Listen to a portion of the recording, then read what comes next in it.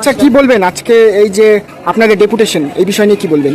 আমাদের আজকে ডেপুটেশন যে আমাদের পঞ্চায়েত এখানে ডুপ্লিকেট জাল সার্টিফিকেট বানানো হচ্ছে, ওয়ারিশ সার্টিফিকেট, তার কোনো আইনি ব্যবস্থা নেওয়া হয়নি। অতএব আমাদের যে এই গ্রাম পঞ্চায়েত, এটা একটা সেবামূলক জায়গা, সেখানে দুর্নীতি হচ্ছে। সেখানে আমাদের যে জনপ্রতিনিধিরা আছে তাদেরকে কাজের থেকে বঞ্চিত করা হচ্ছে। কোনোভাবে তারা কোনো সুযোগ সুবিধা দিচ্ছে না। তারা নিজের মতো করে পঞ্চায়েত চালাচ্ছে। এখানে মানে একটা বিজেপি টিএমসির একটা আঁকড়া বানিয়ে ফেলছে। এটা তো কোনো সেবামূলক জায়গা মনে হচ্ছে না, মনে হচ্ছে এটা কোনো আঁকড়া, মানে টিএমসির আঁকড়া যাকে বলা হয়, এটা টিএমসির আঁকড়া, পার্টি অফিস, মানে টিএমসির পার্টি অফিস বানিয়ে ফেলেছে। আর এখানে যেই কাজ হচ্ছে, কোনো কাজই সঠিকভাবে হচ্ছে না।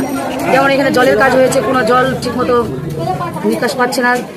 আর এখানে যে সাধারণকে ঠকানো হচ্ছে, 100 ধানের টাকা ঢোকানো হচ্ছে। সেই ধানের টাকা সাধারণ পাবলিককে বছরে না হলে 2.5 লাখ করে টাকা তারা এক একটা অ্যাকাউন্টে ঢোকাচ্ছে, কিন্তু তাদের তো কিছুই এগুলো নেই। তারা সাধারণ যে পরবর্তী যে সুযোগ সুবিধা পাবে, তাদের থেকে এরা দুর্নীতি করে বঞ্চিত করছে। এত টাকা ঢুকিয়ে দিচ্ছে, এটা সব এখান থেকেই হচ্ছে। আপনার নাম? আমার নাম रीना मंडल, एखानकार मंडल। क्या बोलेंगे आप इस बारे में? देखिए, आज का जो रानीगंज जो प्रधान ऑफिस में जो हमारे भारतीय जनता पार्टी की तरफ से जो डेपुटेशन जो दिया जा रहा है, तो विशेष करके मैं कहना चाहता हूँ